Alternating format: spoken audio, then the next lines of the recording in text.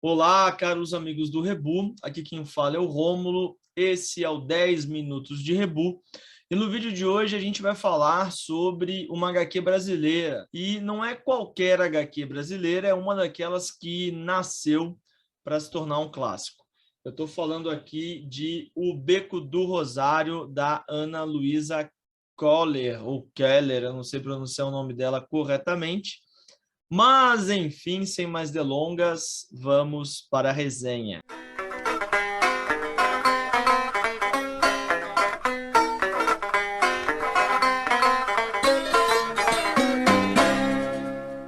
Sim, amigos, então vamos falar aqui sobre O Beco do Rosário, da Ana Luísa Keller, né? Quadrinho publicado pela Editora Veneta em 2020 e que recentemente abocanhou aí vários prêmios na HQ Mix, né?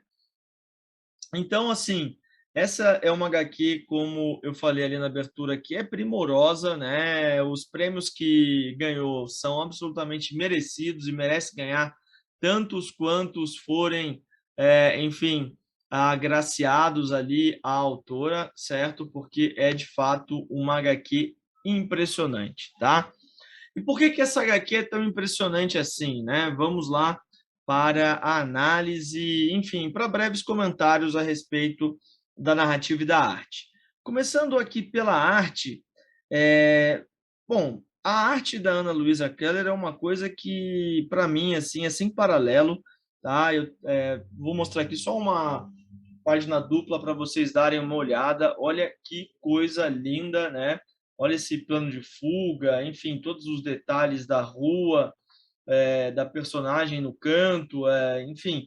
E isso daqui, vocês não, enfim, não vai dar para mostrar, mas se trata de um momento, né, em que a personagem ela está tentando voltar para casa e ela fala, ela, enfim, diz assim, né, eu já conheço aqui a cidade, tá de noite, eu vou voltar para casa tranquilamente. E quando a gente vê tal, né, ela se depara com uma transformação absoluta no cenário que ela achava que conhecia.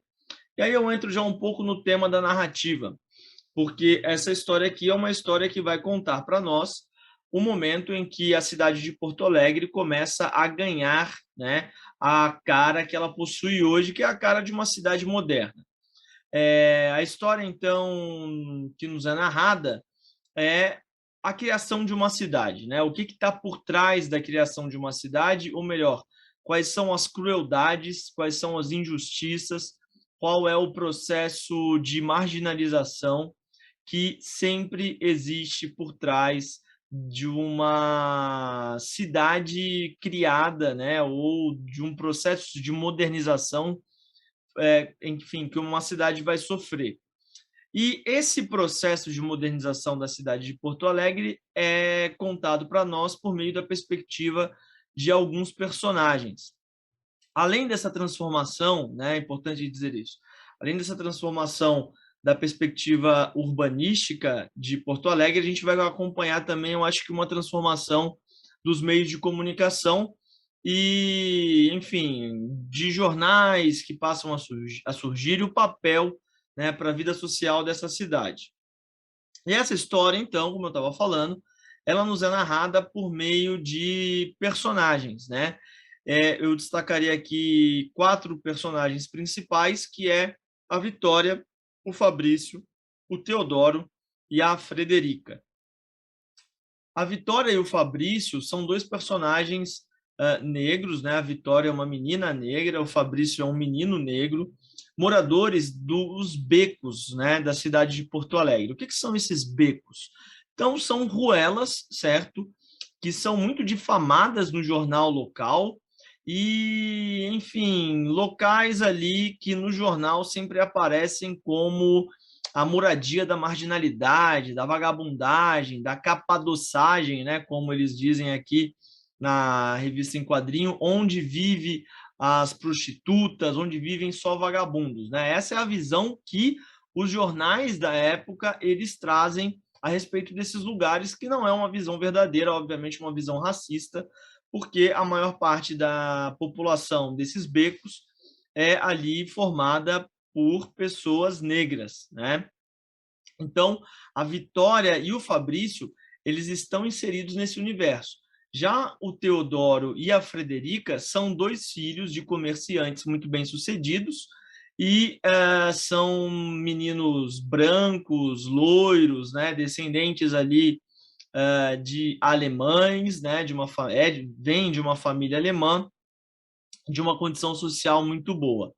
Então, acompanhando a vida desses personagens que a gente vai conhecendo o processo de transformação que vai se dar na cidade de Porto Alegre. Primeiramente, a gente acompanha esses personagens ainda na sua infância, né? A Vitória ainda é uma menina que sonha em se tornar uma jornalista, né? Que sonha, então, ultrapassar os limites impostos por aquela sociedade para as mulheres, sobretudo para as mulheres negras. O Fabrício é um menino muito talentoso, né? Capaz de esculpir coisas maravilhosas, mas a marginalização a qual será imposta a ele não vai permitir que o seu talento seja explorado dentro daquela sociedade. Ele vai acabar sendo jogado, né, para um trabalho muito mais braçal e enfim, um trabalho na construção civil, justamente no momento em que os becos eles vão ser destruídos. E o Teodoro, ele vai ser um menino que vai estudar na Alemanha, e a Frederica vai ficar em Porto Alegre mesmo, estudando música. Bom, o início da narrativa, esses personagens eles estão juntos, né? Bem no início da narrativa. Depois eles vão se separando, cada um vai tomando o seu rumo, e aquilo que vai os unir e ao mesmo tempo os separar é o fato de que a cidade ela vai se transformar. Então, a modernização que um determinado prefeito, lá o doutor Rocha, né, que inclusive enfim, existem ali várias pessoas reais, né, que estão inseridas nessa narrativa. Um prefeito, não, um intendente, né, de Porto Alegre, ele vai propor ali para a cidade de Porto Alegre, né, enfim, o projeto de modernização dele, na verdade, é um projeto de eliminação de uma determinada identidade cultural que existia no centro de Porto Alegre e que vai ser, então, cada vez mais jogada para as periferias, vai ser cada vez mais marginalizada, que é a identidade cultural do povo negro. A Vitória e o Fabrício, eles vão vendo, então, sucessivamente os becos, né, o Beco do Poço, o Beco do Rosário, que é onde a Vitória mora, serem demolidos, né? E eles vão sendo obrigados a se afastar do centro da cidade, enquanto que o Teodoro, ele que foi estudar na Alemanha, volta, né, como um engenheiro, com uma perspectiva de que Porto Alegre deve ser uma cidade europeia, portanto, em última instância, ela tem que se tornar uma cidade branca, e ele vai ser o responsável pela implementação dessa transformação urbanística da cidade de Porto Alegre, levando ali, né, cada vez mais as camadas mais pobres que vivem nos becos para a marginalidade. A história, então, ela vai girar em torno da vida desses personagens dentro dessa contradição, pelo fato de que eles são personagens próximos em um determinado sentido, mas não só socialmente, como culturalmente e, ao mesmo tempo, geograficamente distantes uns dos outros, né? E essa distância geográfica vai aumentando cada vez mais, ao passo que a cidade ela procura se embranquecer ao destruir, enfim, esses locais onde a população mais negra, né? A população, enfim, que era ali moradora dos becos, vivia. Então, assim, por que é importante, eu acho que essa obra em quadrinhos, eu não quero entrar aqui mais, avançar aí em spoilers e tal, não tem muito spoiler, na verdade, né? Existem poucas coisas ali que, dentro dessa narrativa, servem como uma peripécia, porque a ideia aqui é a gente acompanhar o cotidiano dessas pessoas e como esse cotidiano vai se transformando, né? Como é que essas pessoas elas estavam entrelaçadas e elas vão sendo cada vez mais afastadas por essa ação de modernização, né, entre aspas, uma modernização que, na verdade, é um processo embranquecimento da cidade e de afastamento dessas pessoas negras e, consequentemente, dessas pessoas que vivem nesses becos para longe do centro da cidade. Isso realmente aconteceu, tá?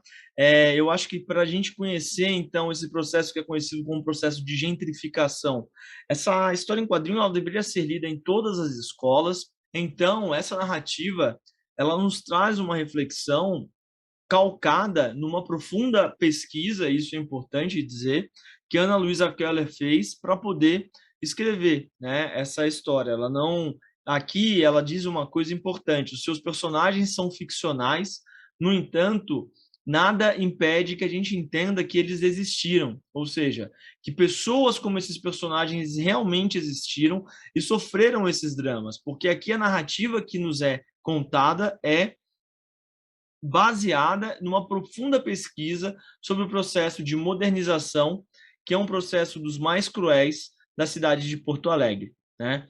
Bom, enfim, eu espero que eu tenha convencido vocês a ler aqui o Beco do Rosário. Eu não quero me estender muito mais do que eu já me estendi. Espero que vocês tenham gostado dessa breve resenha. Vale a pena, então, pegar aí para ler, certo? E bom, eu li somente essa história em quadrinho da Ana Luisa Keller, né? Se vocês leram outras, peguem aí e digam se vocês conhecem outras, mas eu, da minha parte, vou correr para pegar tudo que essa autora já fez, porque ela merece muito, né? Espero que vocês tenham curtido, então, o programa de hoje. Se você curtiu, deixa o seu like. Se você não curtiu, deixa também. E compartilhe esse vídeo aí com quem você achar que pode achar bacana. Eu vou ficando por aqui. Agradeço muito a atenção de todos vocês. Um beijo grande e até a próxima.